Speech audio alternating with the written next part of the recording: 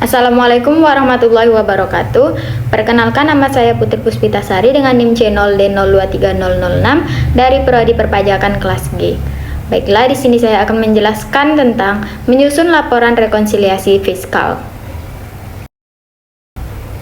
Rekonsiliasi fiskal adalah suatu cara untuk mencocokkan perbedaan yang terdapat dalam laporan keuangan komersial yang disusun berdasarkan sistem keuangan akuntansi dengan laporan keuangan yang disusun berdasarkan sistem fiskal.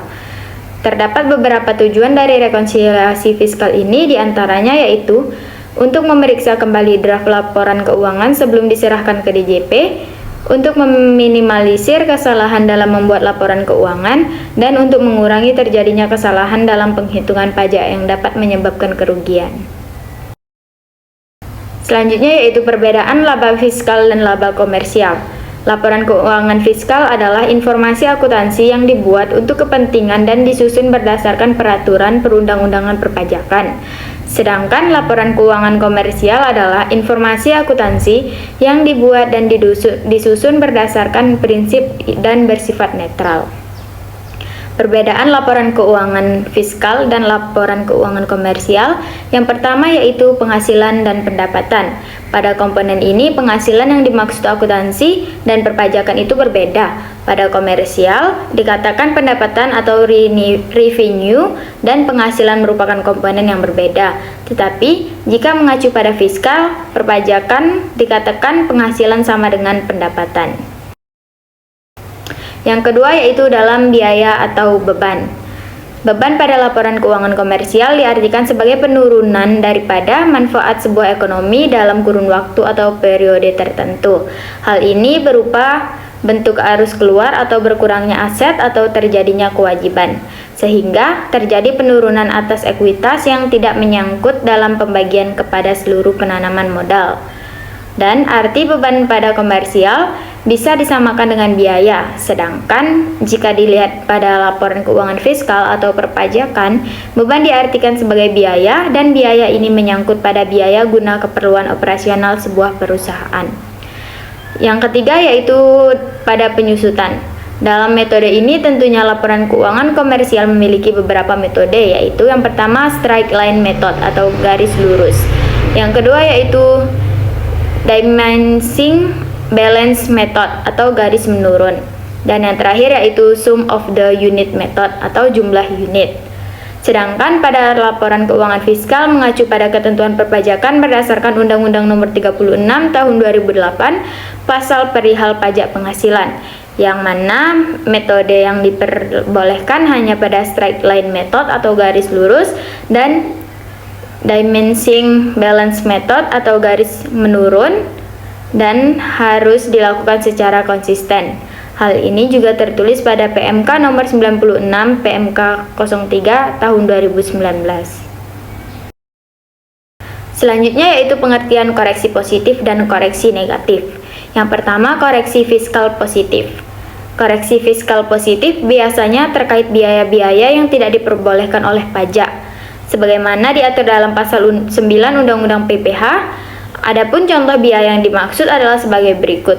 Yang pertama, biaya yang dibebankan atau dikeluarkan untuk kepentingan pribadi wajib pajak atau orang yang menjadi bagian dari tanggungannya. Yang B yaitu dana cadangan. Yang C penggantian atau imbalan sehubungan dengan pekerjaan atau jasa yang diberikan dalam bentuk kenikmatan atau natura.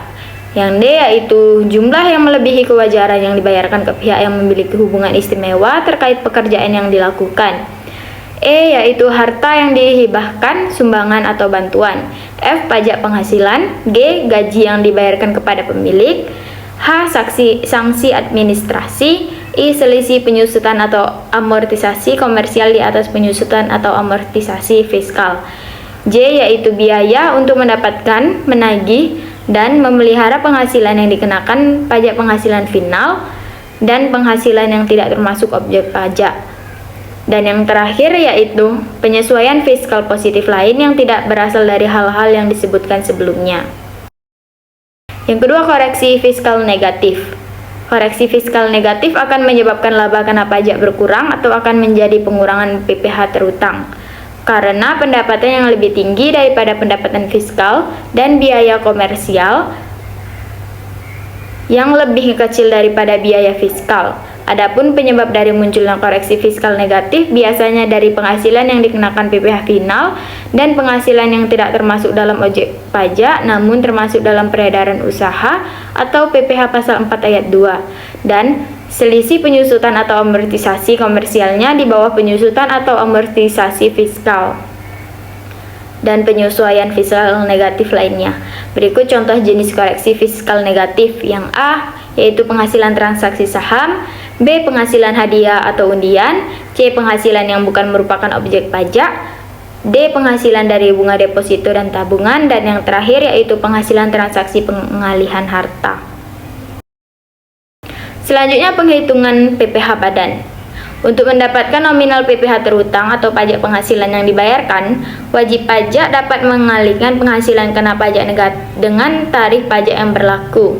Berdasarkan pasal 17 ayat 1 bagian B Undang-Undang Nomor 7 Tahun 2021 tentang harmonisasi peraturan perpajakan, tarif pajak yang dikenakan kepada badan adalah 22%. Besar tarif ini berlaku mulai 1 Januari 2022.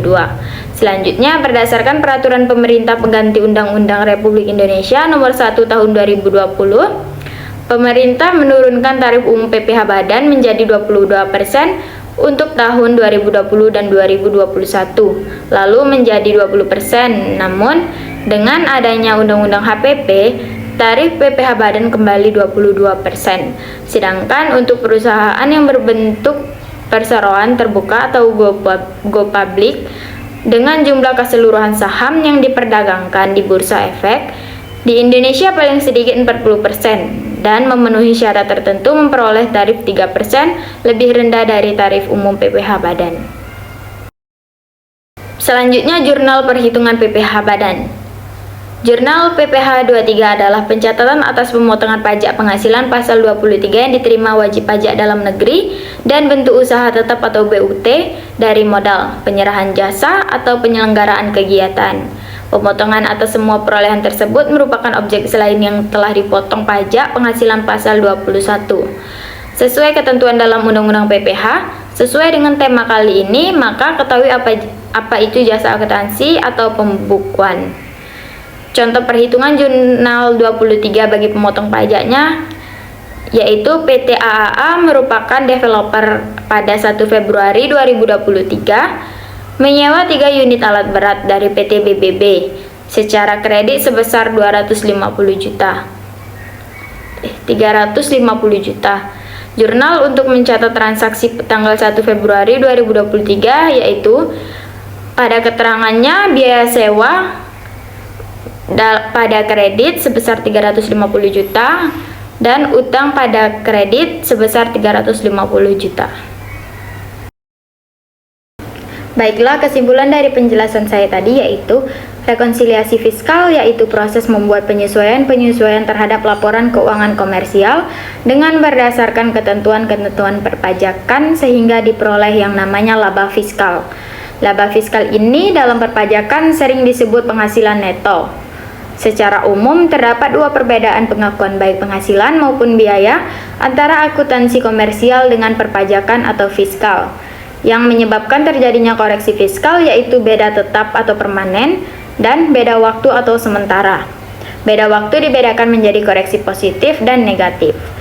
Teknik rekonsiliasi fiskal dilakukan dengan cara jika suatu penghasilan diakui menurut akuntansi tetapi tidak diakui menurut fiskal, maka kurangkan sejumlah penghasilan tersebut dari penghasilan menurut akuntansi.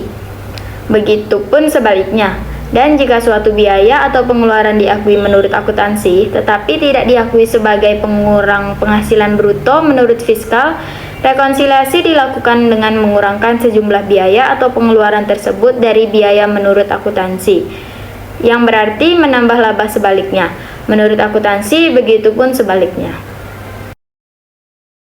Baiklah, sekian penjelasan dari saya. Jika ada salah dan kurangnya saya mohon maaf. Saya akhiri. Wassalamualaikum warahmatullahi wabarakatuh.